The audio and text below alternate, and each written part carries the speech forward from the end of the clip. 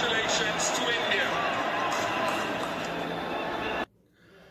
Hello super friend, আমি Subbu and welcome back to my channel.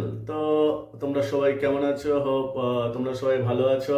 তো কালকে চ্যাম্পিয়ন্স ট্রফিটা ইন্ডিয়া জিতে গেছে, ইন্ডিয়া নিউজিল্যান্ডকে হারিয়ে দিয়েছে। সো তার জন্য আমরা খুবই হ্যাপি, অ্যাটলিস্ট আমি তো খুবই হ্যাপি যে ইন্ডিয়া এই চ্যাম্পিয়ন্স ট্রফিটা লাভ করেছে। তো যাই হোক, কালকে যে ম্যাচটা দেখলাম দারুণ এক্সাইটিং ছিল, ইভেন বেশ টান উত্তেজনাও ছিল। কালকে নিউজিল্যান্ডও যথেষ্ট ভালো খেলেছে, বাট আমার যেটা মনে হয় যেহেতু রানটা একটু কম হয়ে গেছে, 7 উইকেটে 251 রান করে, যেখানে ইন্ডিয়া 6 বল বাকি থাকতেই সেই রানটা তুলে নেয়। আর কালকে এন্ডটা যথেষ্ট এক্সাইটিং ছিল। রোহিত শর্মার ব্যাটিংও অসাধারণ ছিল। রোহিত শর্মাকে যেহেতু আমরা হিটম্যান হিসেবে চিনি, তো স্টার্টিংয়ে বেশ ভালোই স্টার্ট করেছিল, তারপরে যেহেতু টিমের দরকার ছিল সেই জন্য একটু স্লো হয়ে গেছিল। বাট এন্ডে একটা লাইক বাজে শট খেলে রোহিত শর্মা আউট হলো, বাট খুব ভালো খেলেছিল, ইমপ্রেসিভ গেম ছিল। আমি মনে মনে জানতামই লাইক ইন্ডিয়া জিতবে, যেহেতু ইন্ডিয়ান টিমটা বেশ স্ট্রং ছিল। ওদিকে নিউজিল্যান্ডের টিমটাও বেশ ভালো ছিল এবং তারা ফাইনালে উঠেছে। ইন্ডিয়ার সাথে একটা মানে টাফ গেম দিয়েছে, যেটা নাকি খুব ভালো লেগেছিল। বাট একটা জিনিস অবজার্ভ করলাম যে উভয় দলেরই অনেকে লাইক ক্যাচ মিস করেছে, যেটা নাকি এই সমস্ত লাইক সিরিয়াস ম্যাচের জন্য খুবই খারাপ। বাট এনিহাও ওরাও বেশ সুন্দর চেষ্টা করেছে ম্যাচটা জেতার জন্য, বাট ইন্ডিয়া জিতে গেছে, তার জন্য উই আর সো হ্যাপি।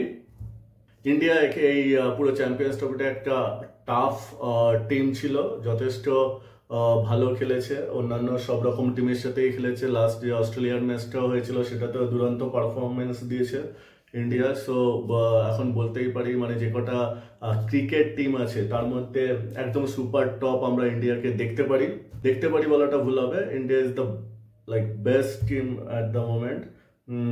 আর ওইদিকে আরেকটা জিনিস অবজার্ভ করলাম যে যেহেতু এই ম্যাচটা পাকিস্তান অর্গানাইজ করেছিল, বাট পাকিস্তানের ওখানে কাউকেই দেখতে পেলাম না। এটা একটা লাইক বলতে পারো কিসের জন্য হয়েছে সেটা এখনো ক্লিয়ার না, বাট ওখানে পাকিস্তানেরও কারোর থাকা উচিত ছিল, যেহেতু ওনারা অর্গানাইজড করেছিল ওখানে।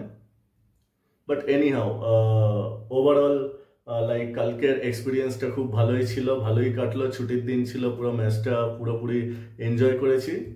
অনেকে বলছে দুবাই নাকি পিচ ভারত জানে, সেই জন্য ওনারা একটু বেশি স্পিনার ইউজ করেছেন, বাট এটা ওরকমভাবে দেখাটাকে ঠিক আমি প্রেফার করি না। ইন্ডিয়ার ক্যাপাবিলিটি ছিল নিউজিল্যান্ডকে হারানোর জন্য, সেই জন্য নিউজিল্যান্ডকে হারিয়েছে। এর চেয়ে বেশি কিছু লাইক বলাটা উচিত হবে না।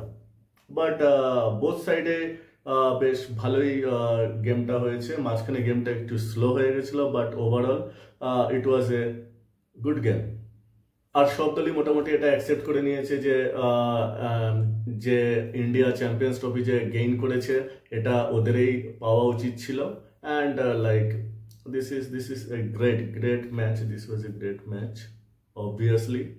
আর বন্ধুরা, তোমরা বলো তোমরা কিরকম এনজয় করেছো এই ম্যাচটা দেখে। আই হোপ তোমরাও খুব ভালো এনজয় করেছো। আর তোমাদের যদি এই ম্যাচটাকে ঘিরে কোনো কমেন্ট করার থাকে তো তোমরা কমেন্টে জানিও। আজকের জন্য এইটুকুই, দেখা হচ্ছে নেক্সট ভিডিওতে। Till then, take care. जिस दिन से मैं चला हूं मंजिल पे मेरी नजर है, आंखों ने मेरी मील का पत्थर नहीं देखा। लेकिन श्रीलंका गए, वहां पे हारे तो बुरा लगा। फिर न्यूजीलैंड आए, उन्होंने हमें क्लीन स्वीप किया तो थोड़ा सा शक हुआ।